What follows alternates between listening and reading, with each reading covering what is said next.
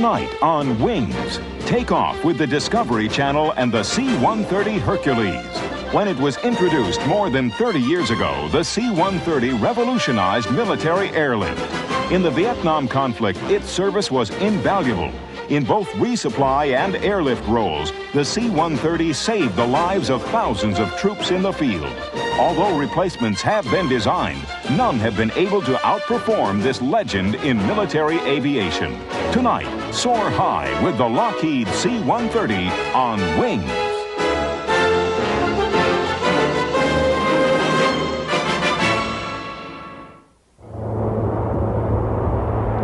The C-130 Hercules is one of the most remarkable aircraft in the world.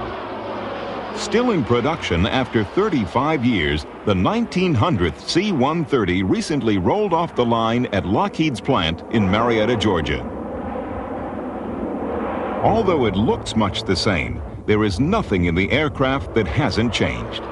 The Hercules that came off the assembly line in the 1950s have evolved into the sophisticated planes of today. From the beginning, Lockheed leaders believed in the C-130. Robert Gross, head of the corporation at the time, predicted that the Hercules would not only meet the demands of the present day, but would be capable of flying well into the future. Looking to replace its older, more cumbersome transports, the Air Force and Army were ready to enter the jet age. In fact, what the services wanted and got was a mix of truck, jeep, and airplane. Mr. Bob Roach, Vice President of the Hercules program for Lockheed.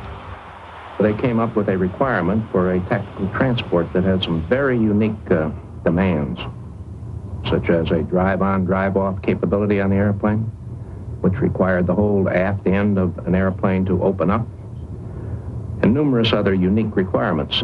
And many people who saw the design, including the renowned Kelly Johnson, commented that it was the ugliest airplane he had ever seen. The C-130A made its first flight on April 7, 1955. Mr. Leo Sullivan was one of its pilots. Well, it's been a long time since the first flight, but I got to tell you that from the day we first flew the airplane, it was probably the finest transport anyone could have. Today in the C-130, we produce 3 aircraft a month. In days past, we've produced as high as 18 aircraft per month. And Lockheed engineers are busy designing new versions to carry production towards the 21st century. Over the years, Hercules has grown in size, range, and performance. The B model had many improvements. It was equipped with more powerful engines, 4 Allison T-56 A-47s, and the 3-bladed propellers were replaced by 4-bladed models. Maximum range was extended to 4,000 miles. Moves were also made to shorten the takeoff distance. Lockheed developed a boundary layer control for the Hercules, adding 2 jet engines to the 4 existing prop jet engines. The jets forced air over the control surfaces, increasing lift, allowing the aircraft to take off after a ground roll of approximately 400 feet. The E model, produced for the Military Airlift Command, increased the cargo-carrying ability of the aircraft to 155,000 pounds. Range was the major improvement for the C-130E. It could cross the Atlantic non-stop. On short, rough fields, Hercules often uses jet-assisted takeoff, or JATO. It cuts takeoff distance from a 1,500-foot minimum to about 800 feet.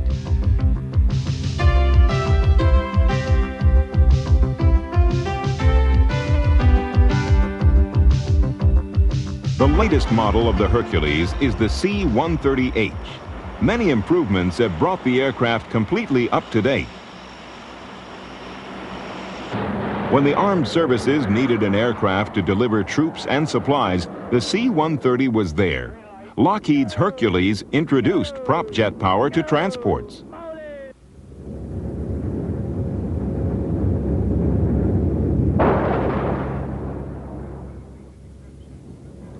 The Navy made an exception to the natural inter-service rivalry with the Air Force by adopting the C-130. It was initiated by the Marines, who wanted an assault transport that could double as a tanker. The most dramatic feat performed by the Hercules was a carrier landing. The pilot flew his way to a distinguished flying cross by landing the plane solidly on deck. Despite success, the Navy decided that landing on carriers was too risky. Today, the Navy uses the Hercules for refueling, paradrops, and resupply missions.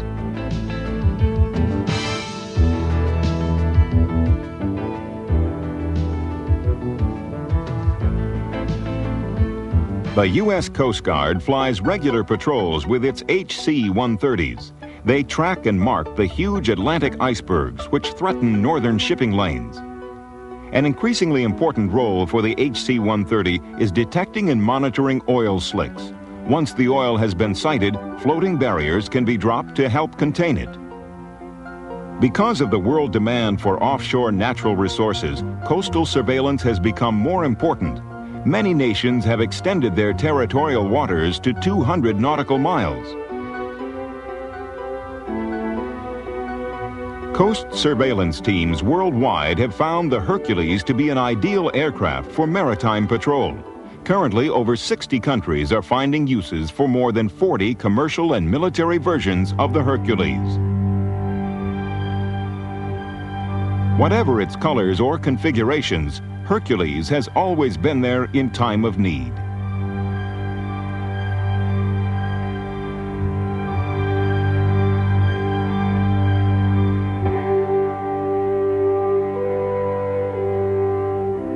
It has brought food to the hungry,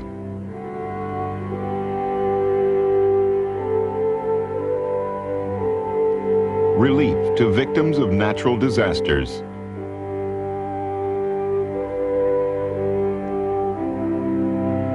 and hope to remote corners of the earth.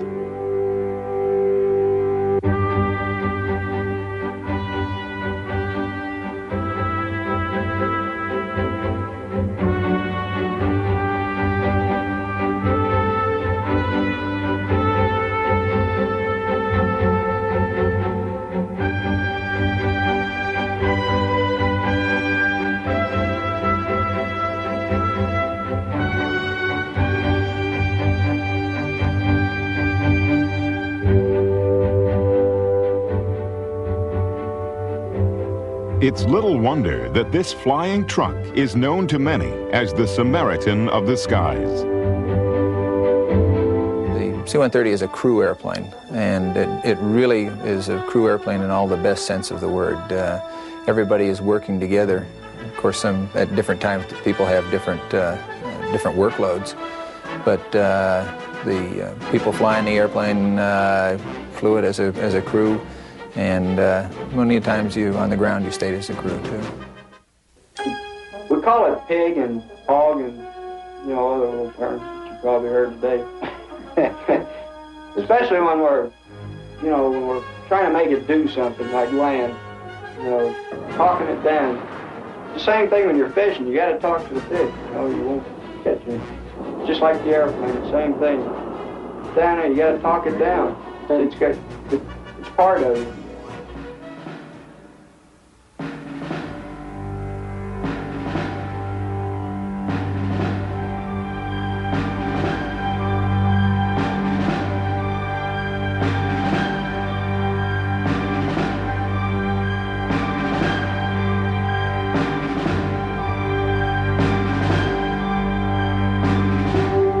Perhaps Hercules' finest hour came in Vietnam.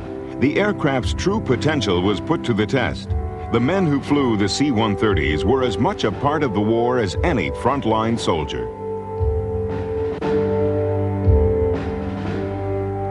The story of the Hercules in Southeast Asia is also their story.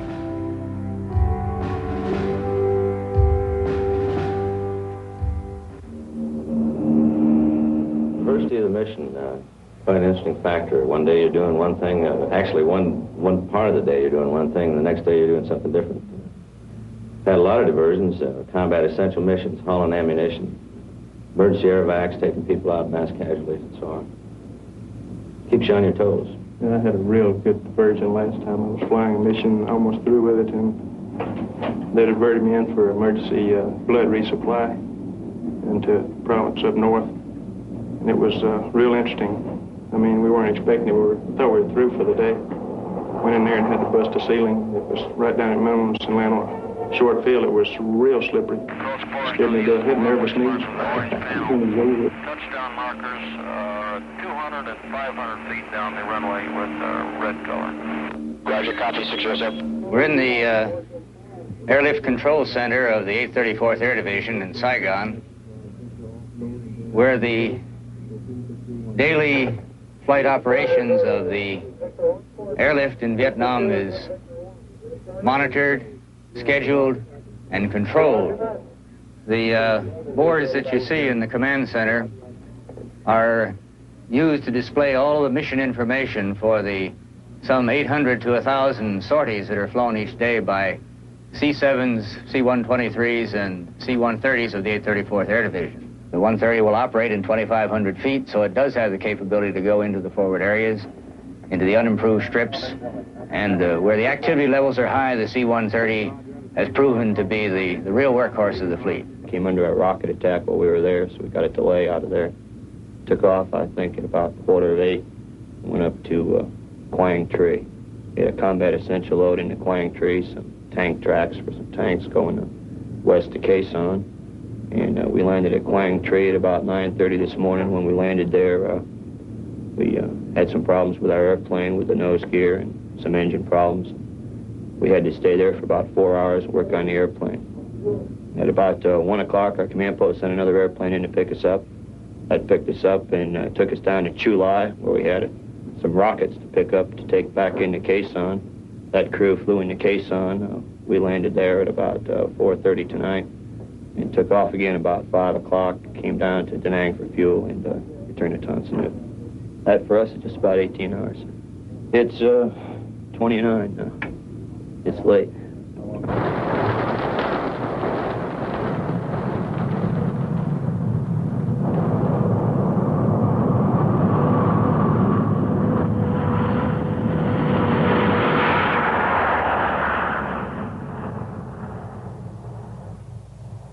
I am a flight nurse with the 903rd Air Medical Evacuation Squadron.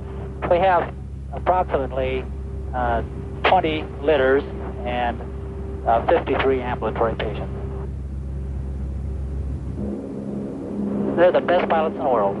They'll land on a dirt strip, or they'll land on a piece of steel stuck in the middle of some godforsaken place and do a tremendous job.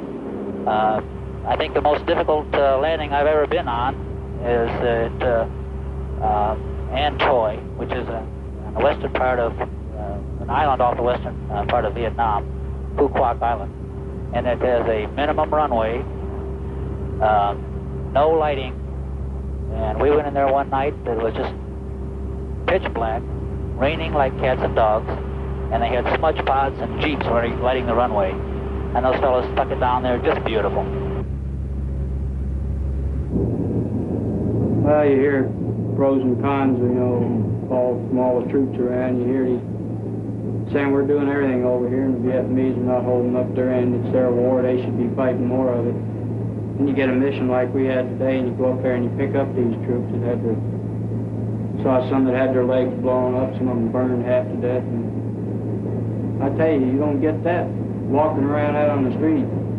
You get kind of mixed feelings, I think. Of course, you're happy to get them out of there because they're hurt. You want to get them back where they can get some treatment, some good treatment. And it's also kind of depressing. You can't get away from that. Of course, that's part of the war. People are going to get hurt. They were fighting a war. There's no doubt about it.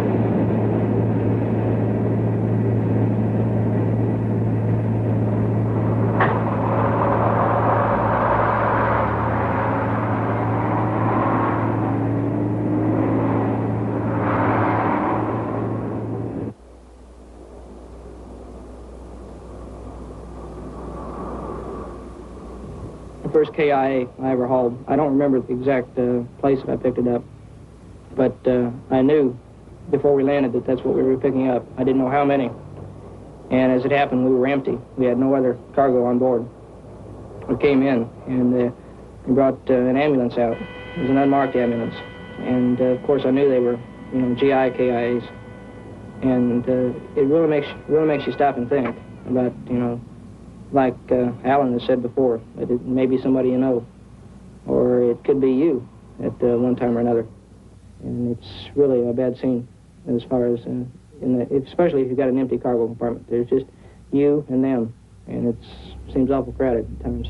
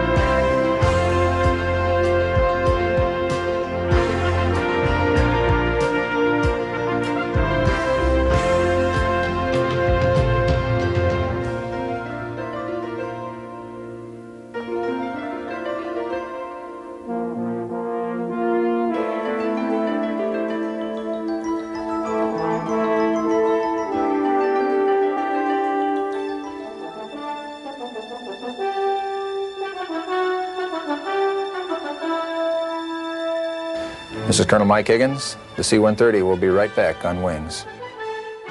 Well, we're back here in Quezon. I was here about 3 years ago, about this time. At the time we were running 130s in support of the Marines.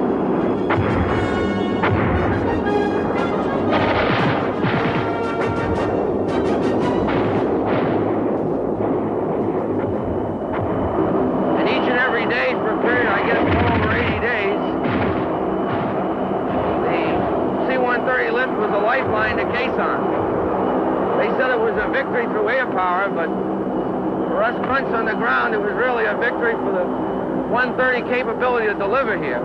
We had TAC air in support, and these ridge lines in here, we had fighter jocks supporting, and I guess B-52 strikes were running right up to the perimeter.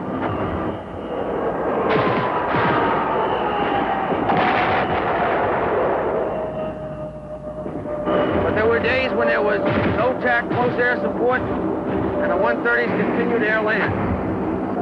They'd land up in this area, and they'd take fire from the hills surrounding it coming in. They'd be under fire almost constantly, and then when they landed, the NVA and the hills would start flipping a few in on them. So we got the name of calling them mortar bait all the time. Their ground times then used to extend sometimes up to about 1 minute. You'd have 60 GIs run on to get out. Sometimes we keep a little longer for a medevac.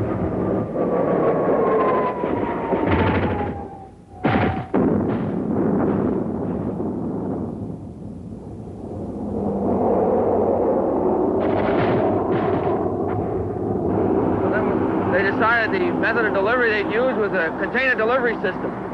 Just off this horizon here, we set up a drop zone of about 300 by 300 yards. Very tight, small drop zone. They used a CDS drop for about 600 feet, successfully put in about 150 to 200 tons a day.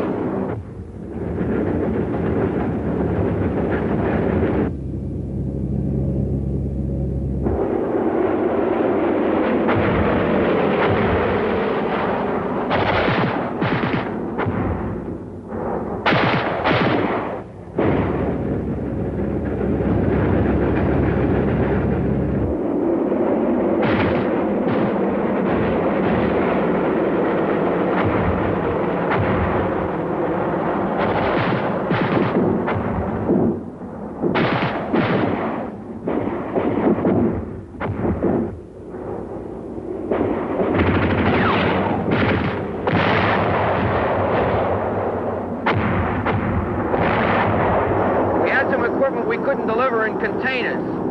These one-ton containers, heavy bunker and barrier material, some of which you see around Quezon today. We asked the Air Force what they could do. They started with a LAPE, a low-altitude parachute extraction, and they successfully delivered for a number of days just tons and tons of barrier material and supplies.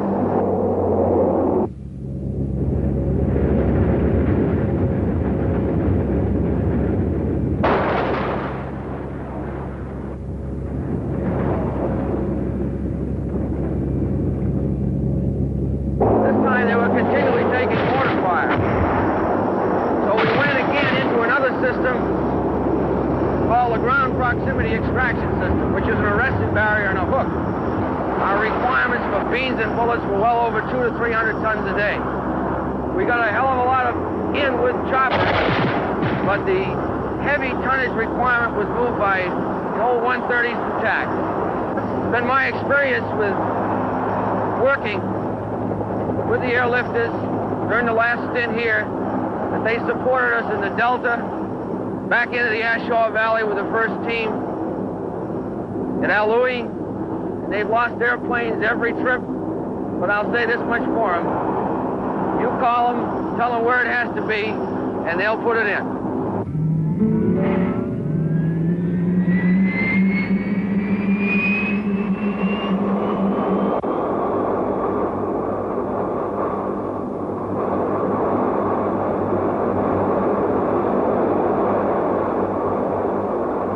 It's a job for airlift all the way. I tell you, man, those damn F4 jocks, those 100 jocks, those buff jocks, they're going to be gone. We're still going to be over here hauling trash. Who's important? Tell me. Who's important?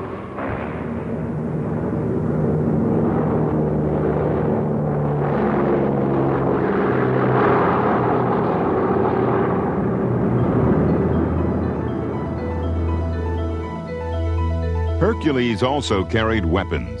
When South Vietnam invaded Laos, the C-130 dropped 15,000-pound bombs, instantly clearing landing zones for helicopters.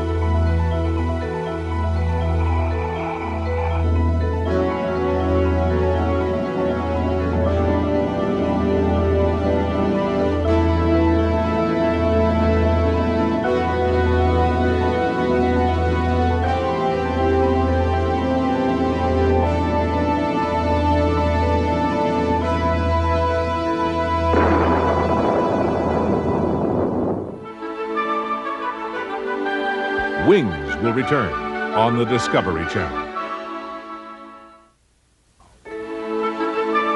Now we return to Wings on the Discovery Channel. When darkness fell, AC-130 gunships armed with many guns and cannons searched out and destroyed North Vietnamese targets. Hit 3 low. There's a hit. It's on lower. Lower. Oh, wow. Let's go. That's it. Oh, way up on it. Okay, got any more? Wow. That's a boat? You betcha. Direct hit on tank 1 of target 4. Okay. And he's moving. Hit him right on. Oh, right! Continuing the gunship mission today, Hercules is still armed and ready. This C-130A is the first production Hercules delivered to the U.S. Air Force, tail number 533129. It carries more concentrated firepower than any fighter or bomber. Its mission, close air support.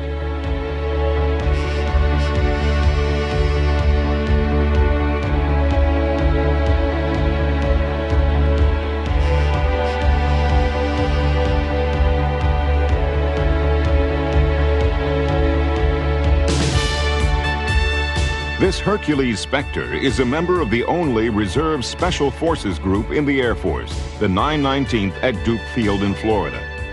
14 crew members fly in this aircraft. 5 are gunners. They're responsible for Spectre's guns, 2 7.6 millimeter miniguns, 40 millimeter Ball-4 cannons, and 20 millimeter Vulcans. If all 6 guns were brought online at once, their combined rate of fire would be over 17,000 rounds of fire per minute. Spectre is a C-130 that sees in the dark. Using television, electronic sensors, and infrared systems, it locates and destroys enemy targets by night.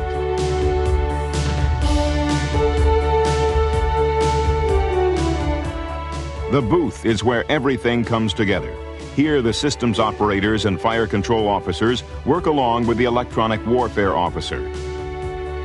His job is to detect and defeat enemy radar.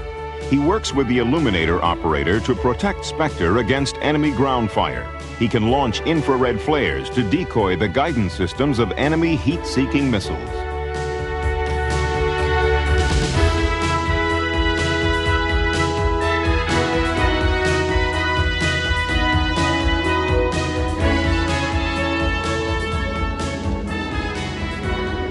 And RSA to, ISO hotspots.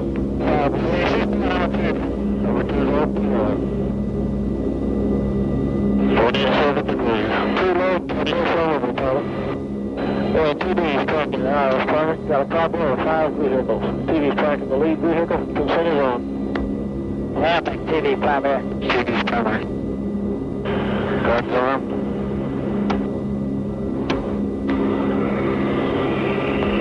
What's this side?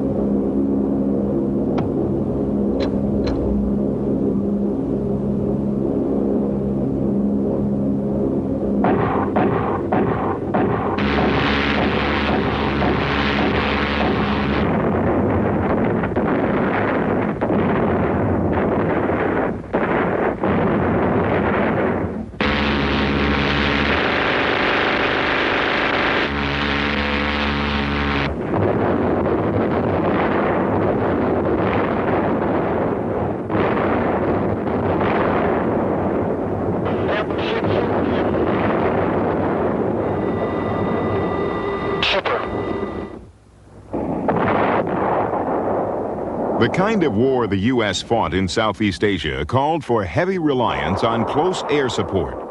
Aircraft were called in to aid forces on the ground.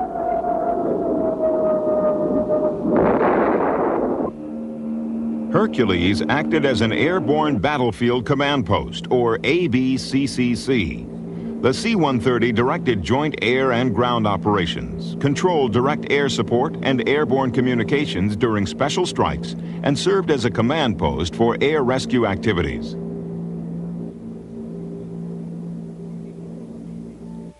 The ABCCC featured a boxcar-sized package of communications and observations gear. It was loaded into the C-130 for airborne operations and could also be flown into the forward area and set up on the ground. Hercules continues to serve as a platform for the ABCCC today. The C-130 performed many other functions. The RC-130 version of the Hercules carried a huge camera lens in its belly and was equipped with cameras and special avionics in the cargo area. The RC-130 photographed the landscapes and updated the maps of many countries. Remotely piloted vehicles, RPVs, or drones as they are commonly called, are launched from the DC-130 version of Hercules. Drones have been around a long time. In the Vietnam War, they were accepted as an alternative to manned aircraft. Drones flew over 3,000 missions in Southeast Asia. Of those 3,000, 200 were lost in combat, 200 that could have been manned aircraft.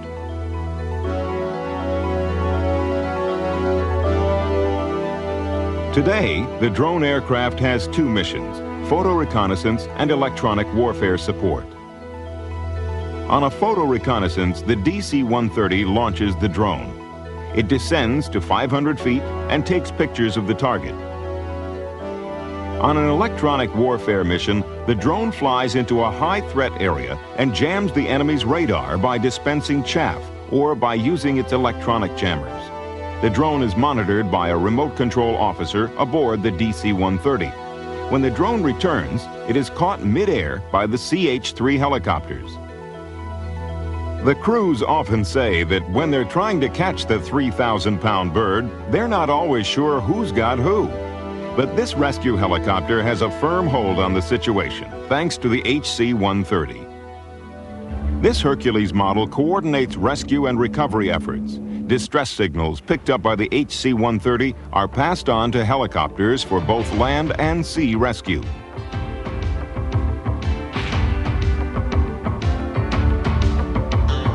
The JC-130 Hercules rescued astronauts returning from outer space.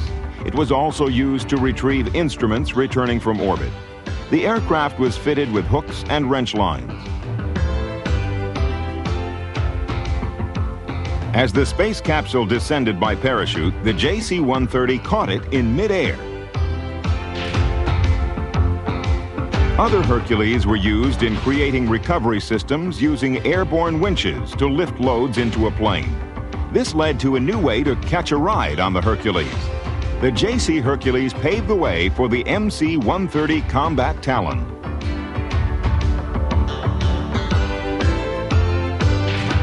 Special Operation Forces used the Talon with the Fulton Recovery System for live pickups. The Talon can pick up downed pilots, rescue special agents, or retrieve classified material from enemy areas. The MC-130 and its highly trained crews can fly into places where more conventional planes can't go, thanks to terrain-following radar and all-weather capability.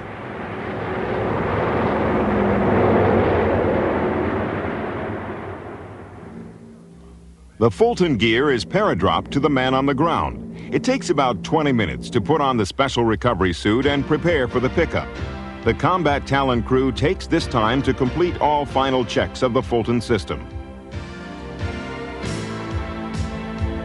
The man on the ground releases a helium-filled balloon which carries its pickup line into position and signals the crew that he's ready.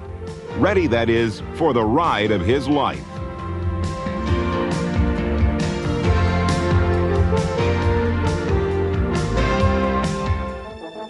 Seen a C-130 that hit a bulldozer on takeoff, and it tore out the ramp, the aft part of the airplane, and it flew about an hour and a half back to Cameron Bay from the forward location with the ramp half hanging out the back of the airplane, and made it okay. I don't think they ever flew the airplane again, but at least it made it back that far.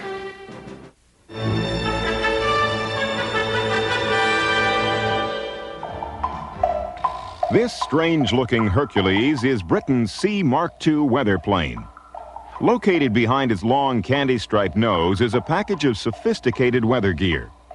The U.S. Air Force WC-130 isn't as unique on the outside, but the mission it performs is equally as important. The WC-130 is known as the Hurricane Hunter.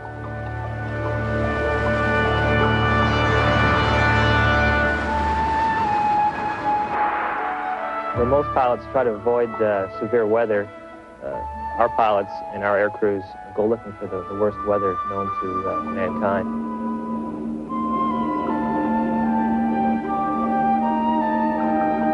I'm Lieutenant Colonel Dennis Wood, commander of the 53rd Weather Reconnaissance Squadron, or as we're better known, the Hurricane Hunters. We are one of only 2 such units in the active duty Air Force and 1 in the Air Force Reserves. Our primary mission is to fly into the eye of hurricanes in order to gather weather data for the National Hurricane Center, which they use in the forecasting of movement, strength, and the development of tropical storms.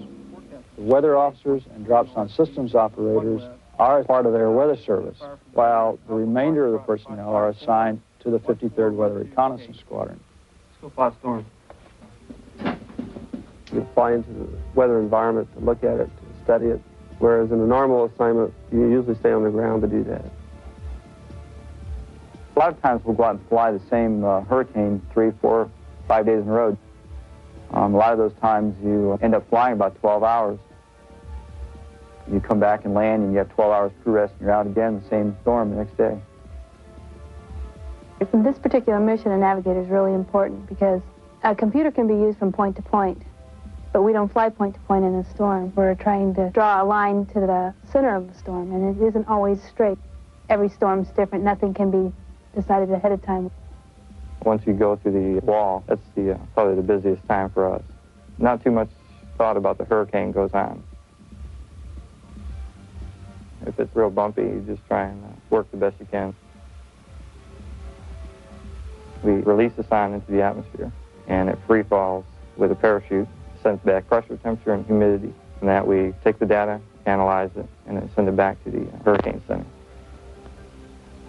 Everything's done in a real safe manner. In over 100,000 flying hours, we've never had a major aircraft accident.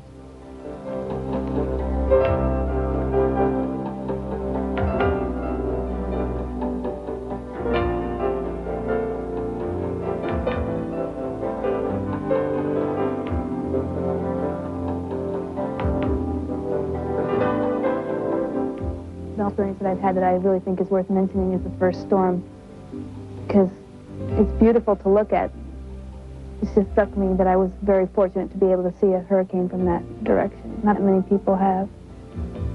I think that we're doing a valuable service for the people of the United States, but the mission we do will save some lives and help people prepare. It gives us a great satisfaction to be doing that type of humanitarian mission.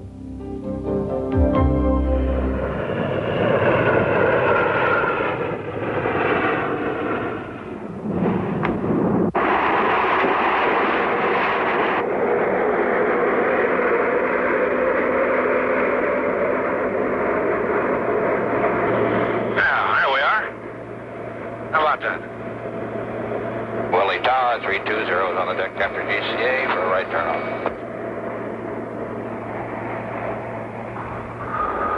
The sound of jet engines and the thump of the world's largest skis helped bring Antarctica closer to the rest of the world when the Hercules landed at the South Pole.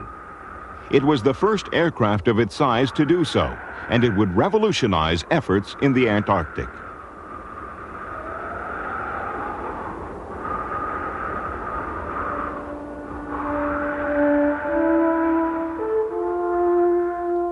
Antarctica.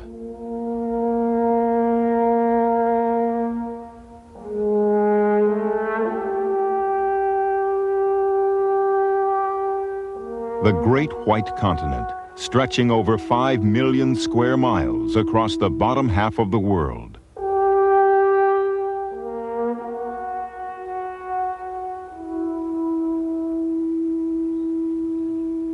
For centuries, freezing temperatures and long polar nights kept the South Pole locked in glacial isolation. Bridging the territory of cold and distance has been the dream of every polar explorer.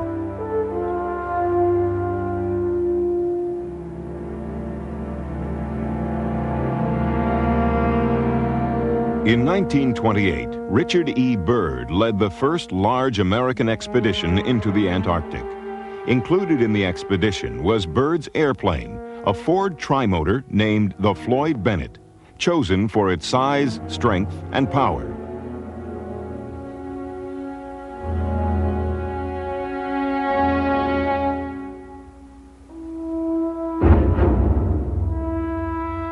The expedition party struggled with the aircraft, trying to protect it against the merciless elements.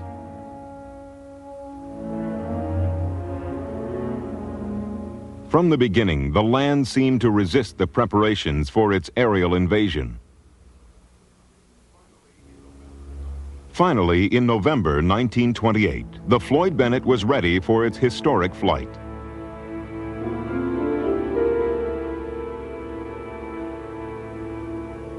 Months of struggle had led up to the most significant test of the airplane in the Antarctic. Byrd planned to fly the Floyd Bennett directly over the South Pole and photograph the route as he flew.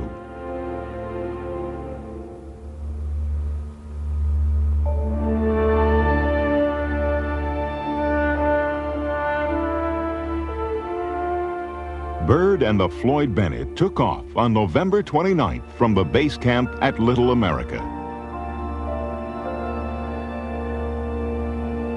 Those left behind followed his progress by radio.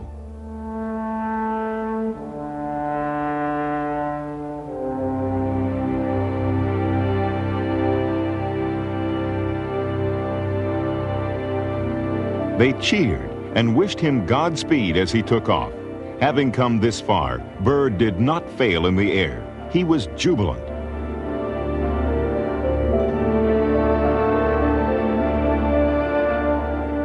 Freezing temperatures and icy wind could not keep the man and his plane from their goal, the polar center 90 degrees south. Byrd dropped the U.S. flag as he flew over the exact spot. It was an historic moment.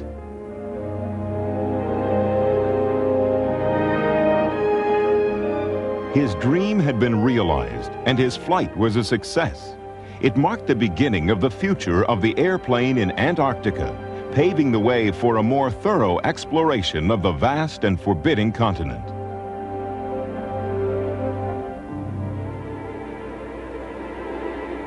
In the 1930s, Byrd made other trips to Antarctica, but not always with the same success.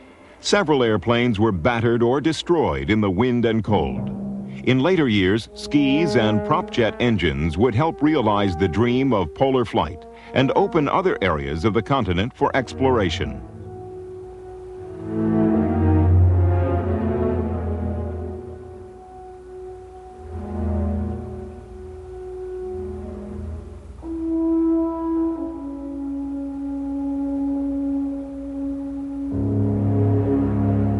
Hercules arrived well equipped for the job, landing on the world's largest skis, 20 feet long, weighing 1 ton apiece. The LC-130 can land on a remote ice shelf as gracefully as on a dry runway.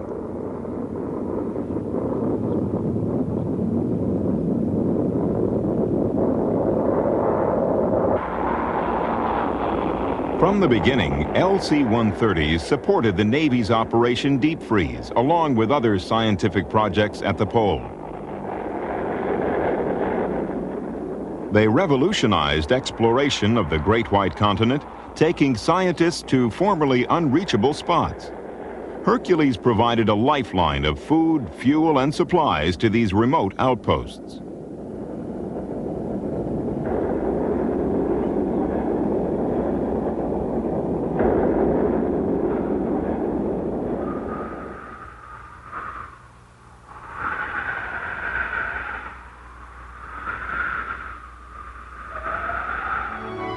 At the other end of the world, the L-100 stretched commercial Hercules hauled 100 million average pounds of supplies, food, and equipment to Alaska's oil fields. Hercules also assisted in the transportation of construction materials for the Alaska oil pipeline. The Hercules worldwide fleet has logged almost 19 million flight hours with a history of safety and reliability.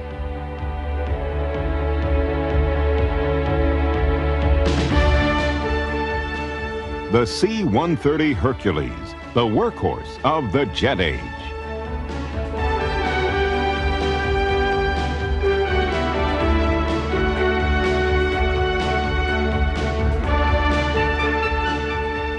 A one-airplane Air Force.